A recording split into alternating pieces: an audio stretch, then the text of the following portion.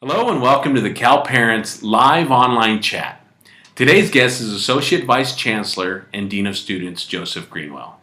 My name is David Ortega and I'm the Director of Parent Services and Communications. I am a Cal parent with a sophomore and also a staff member for the last 23 years. My wife Teresa and I are very proud to call ourselves Cal Parents. The Cal Parents program is the primary resource for parent support, communications, and connection with UC Berkeley. Cal Parents connects families with volunteer opportunities through the Cal Parents Ambassador program and also invites parents to engage with Berkeley philanthropically. To learn more about Cal Parents, please go to our website calparents.berkeley.edu and like us on Facebook. Our objective with Cal Parents live online chat is to bring Berkeley's outstanding faculty and staff to the parents for a conversation each semester. This is a live online chat, so please send your questions to calparents@berkeley.edu, and we will try to read your questions on the air. We hope you enjoy the conversation. Today, we are very happy to present Joseph Greenwell. Joseph joined UC Berkeley in May of 2014 as the Associate Vice Chancellor and Dean of Students. Joseph, thanks for joining us. Can you tell us more about yourself and how your office supports Berkeley students? Thank you, David. And I want to do a welcome before that to all of the Cal parents and welcome to my office. So it's much like when I do with your students and have office hours and welcome you into my space. I also want to thank each of you for allowing me the opportunity to engage with your students while they're here at Cal. And I find it to be a privilege to work with such an incredible caliber of student and to be their dean. And so thank you for that. As far as me, I have the opportunity to engage with your students in a variety of ways. So I work with students with career and career choices through the Career Center, the ASUC Student Union with the new building that just opened in the new Eshelman, as well as all of the wonderful programs within it with over 1,000 student organizations and 69 fraternities and sororities within the Lead Center. We have the ASUC Student Government, the Graduate Assembly, Cal Debate, CIRC, and so much more. I also work with students around service and public service on campus through the Public Service Center, and also when students are finding themselves needing support regarding conduct. The Center for Student Conduct is also part of my team, which is an educational process and any kind of allegation for the violations of code of conduct. I also work with students that are managing a lot of challenges and are trying to navigate this place we call Cal. So whether it be working with students that need legal advice through the student legal resources, we actually have a lawyer on staff that provides legal advice to students and potential referral. We also have new student services and our CALSO where we bring students in the summer and getting your bearings. And we also work with students that are in distress. So whether that be around our sexual assault prevention and education and response, or our Students of Concern program, where we work with students that are really navigating complex issues and how to get them the resources they need. But ultimately, we're here to help your student be successful and to be well while they're here at Cal. So why don't we go ahead and get started with the first question. And I want to thank Anu for being the first question of this inaugural event. And Anu is from Cupertino, California. And so her question has to do with how can a student be successful at UC Berkeley and what resources are available to students to be successful with their academics here? Well, that's a great question. A lot of students come to me and it's a transition to come to Berkeley and the academic rigor. The first thing I always tell them is really utilize the faculty. The faculty are here because they care about students and about teaching, and many of them, if not all of them, offer faculty office hours. So students can actually just show up with any questions that they have, And I've talked with faculty, and sometimes they're just in a room by themselves because the students aren't there and they want them to be there. So I really recommend to students to really engage with faculty as well as they can, particularly through the faculty office hours. Students should also be working very closely with their academic advisor and to help understand and to navigate and to do their very best in their programs and to plan for the future. The other thing I would say is find your own space on campus that works for you as a student regarding studying. So for some students that might be the library, and for other students that might be in a more kind of social space. But to figure out the best space to do the best work that you can do. And the other thing I would say is we have a lot of wonderful resources when students are feeling challenged in their courses. The Student Learning Center, for example, is available to students and provides tutors to students that are having some academic difficulty in transition here at Cal. And the other thing that people don't think about is how to balance. And so I always ask students to think about a passion of theirs and to figure out how to bring that into their academic setting so that they can create balance, whether that be through recreational sports or going to one of the wonderful shows and lectures on campus, but finding some reprieve from the study so that they can really re-energize and do their very best in classes. Thank you for that question. So my next question actually comes from one of our international parents. So Shio Lee from Japan asks, so how does a student overcome the cultural differences on campus, especially if they lack social networks and information? That's a great question because Cal can seem big for students, particularly as they're coming to the campus new. And for some of our students, they may not know anyone else coming into the institution. The first thing I always say is to really branch out and meet as many people as you can. And the great thing about Cal is there are incredible opportunities to find your own smaller community within the grander community here at Cal. So I mentioned before, we have over 1,000 student organizations on this campus. The students just need to show up for or go to a table as they're walking down Sproul and say, I'm interested in joining and be part of that organization. If there's an interest and we don't have an organization that focuses on that interest, the student actually can create their own organization and we'll help them in order to do that here at Cal.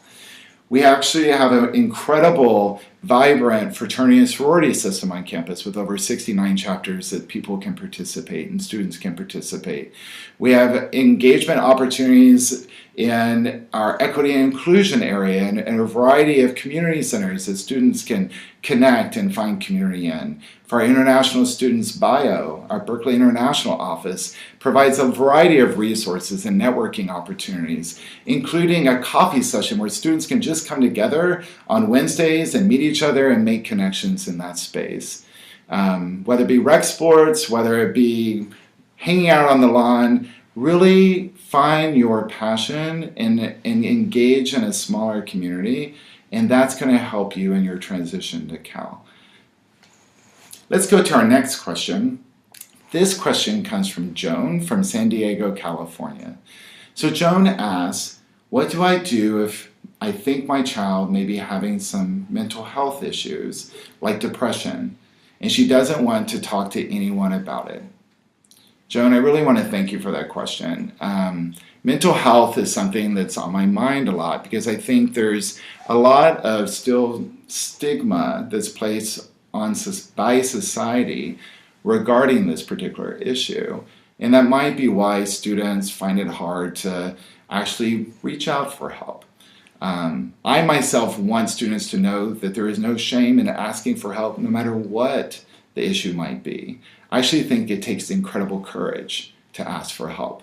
And I actually shared my own story about mental health and a challenge that I grappled with when I was younger with the student body in hopes that to reach out to students and let them know it's okay and that things can get better and that there are resources on this campus to help them get better, that they're not alone in that space.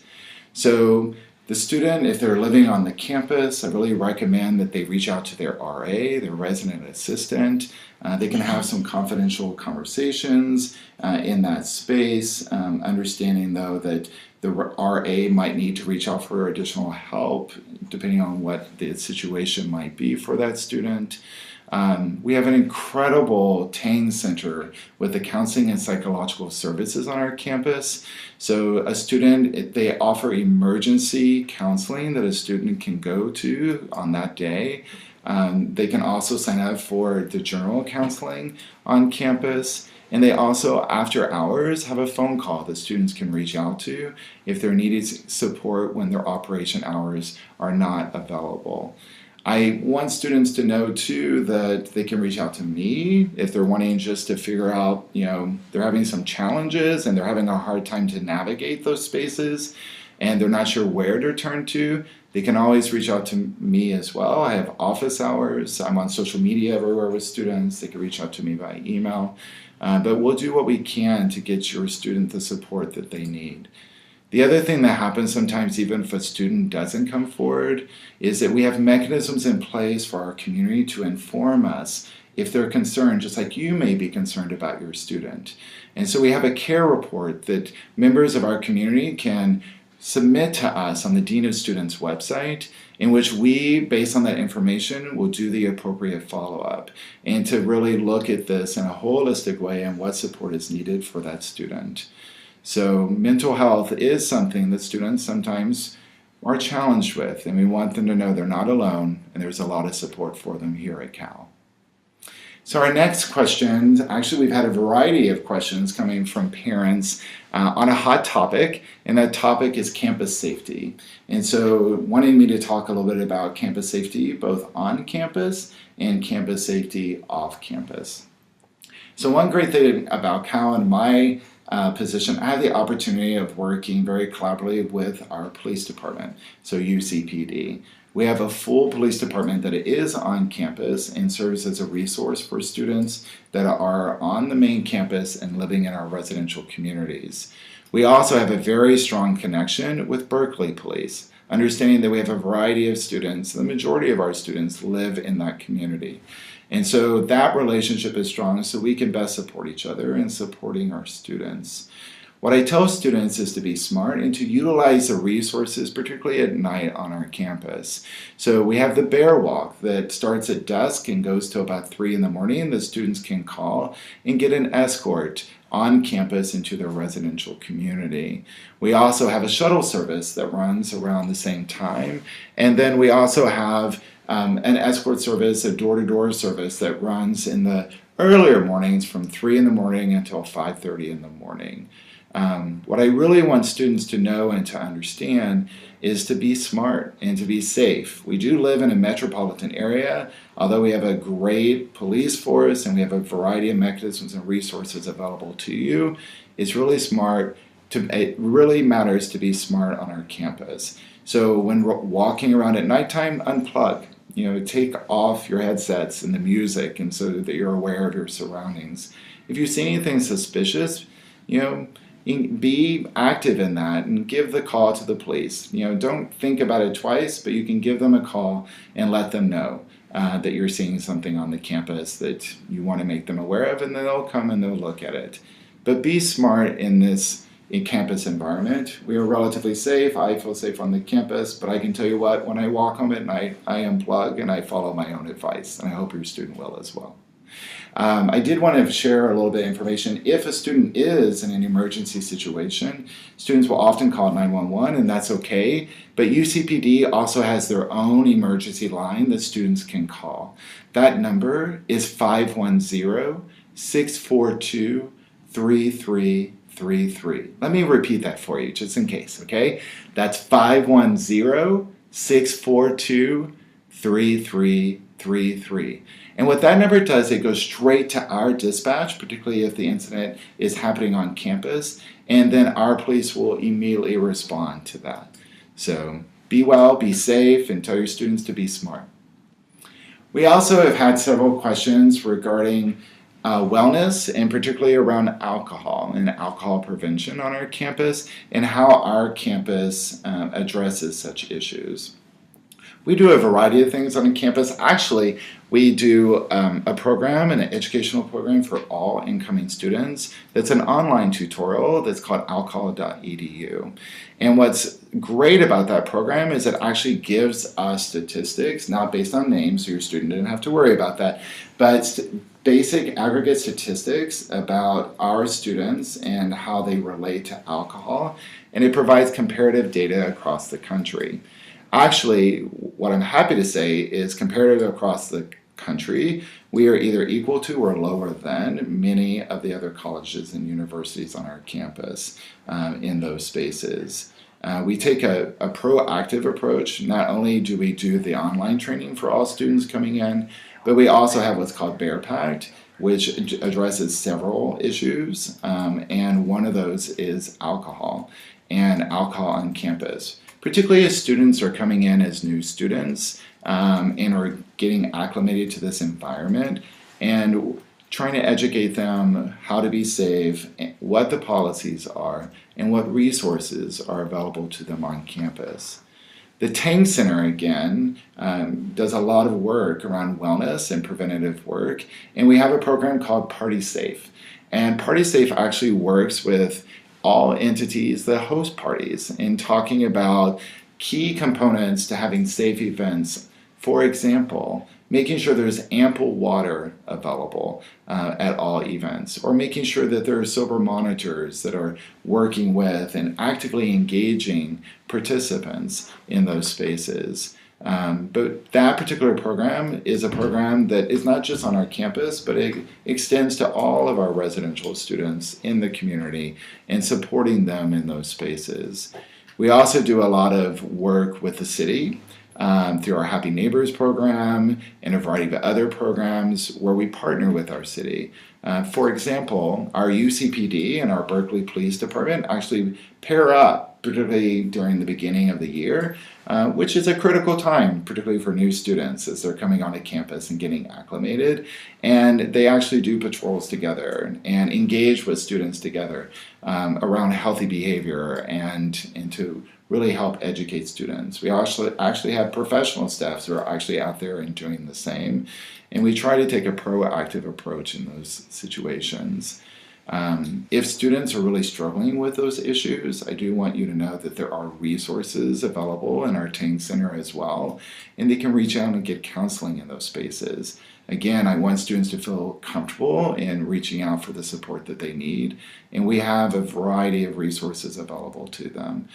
Again, if they don't know where to go, they can always reach out to me, and we'll figure out the best way to get them to the resources that they need. I hope that was helpful for you.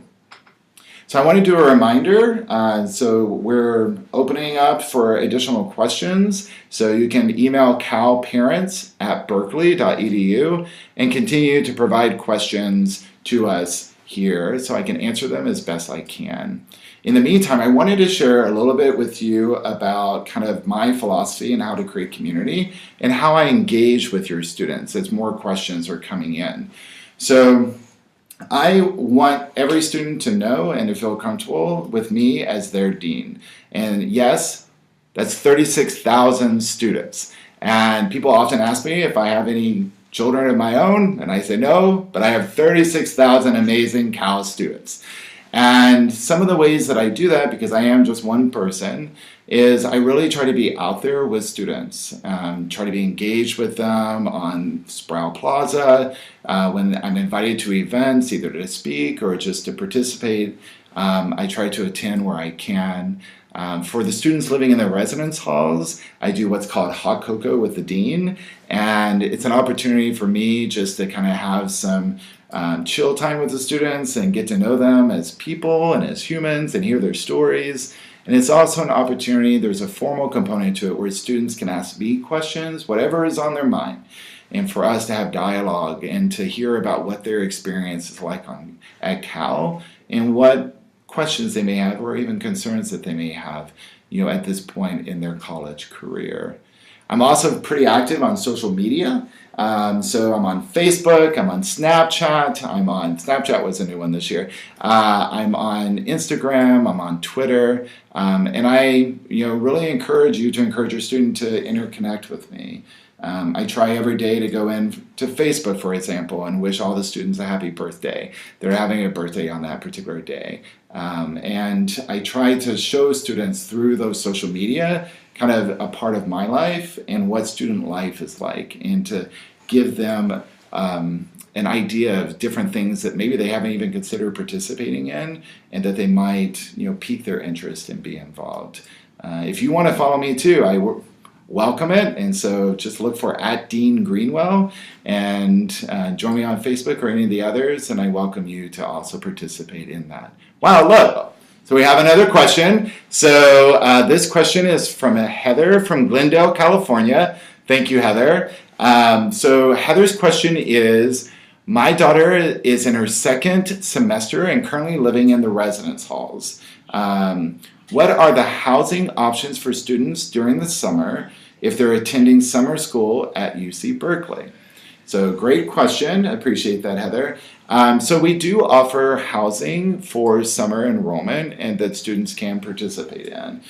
So that is an option for students. I'll expand the question a little bit. So oftentimes, people are wondering how moving from the residence halls into, say, an apartment or anything, and what options are available to our students. There are a variety of living opportunities for our students outside of residence halls as they are going into their sophomore, junior, and senior years. And some of those are, for example, our co-ops. So we have over 20 cooperatives on our campus that are student-run, student-led, that students choose to opt into. Again, we have over 69 fraternities and sororities for those members of those organizations, and many of those houses provide living accommodations in those spaces.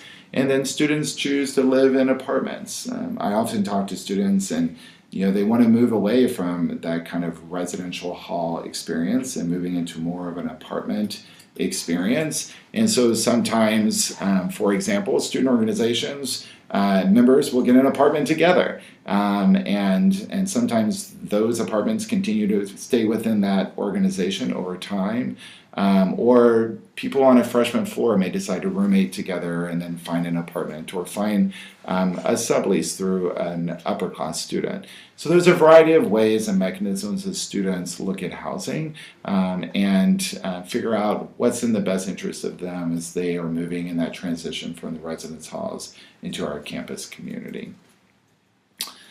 Okay, so great. So we have another question from Teresa. Nice to meet you, Teresa, virtually. So Teresa is from Moraga, California, and her question is, can you explain how the Career Center works with Cal students from freshman year on? That's a great question. So one of the questions I ask anytime I meet with students is how many are wanting a job when they graduate? And I have to tell you, parents, rest assured, almost all of them raise their hands.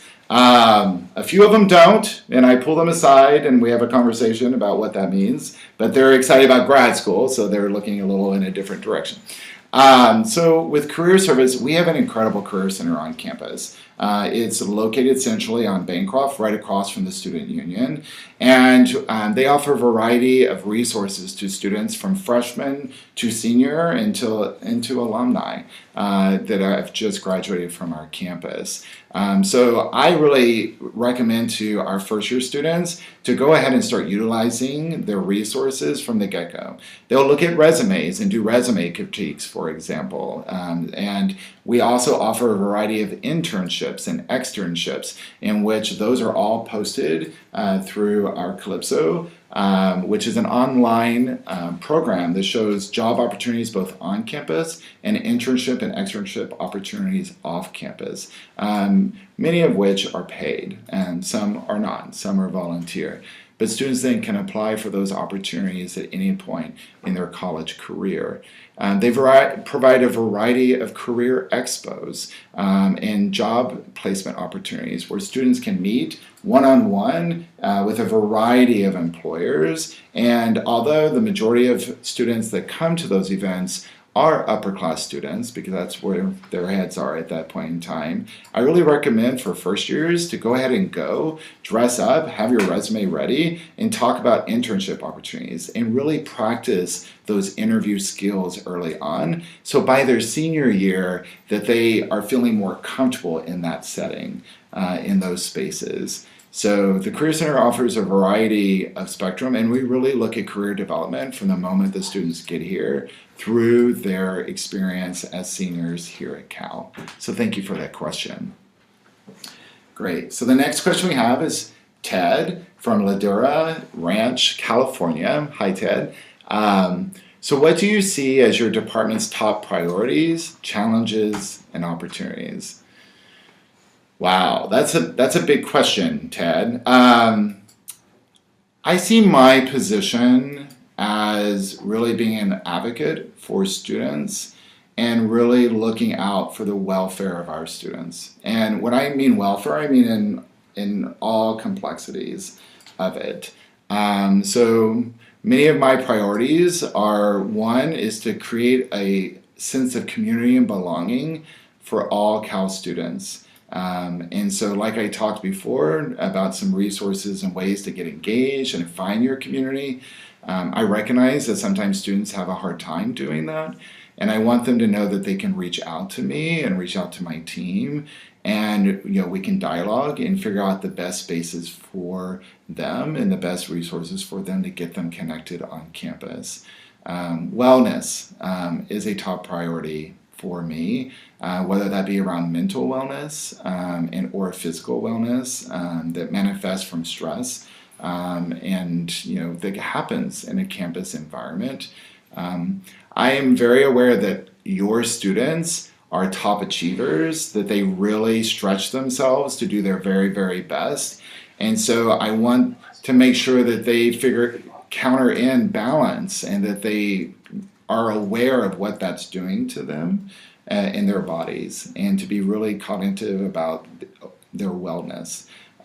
Because when they are thriving on campus, that's when their academics are also going to soar, and that they're aware of the resources in those spaces.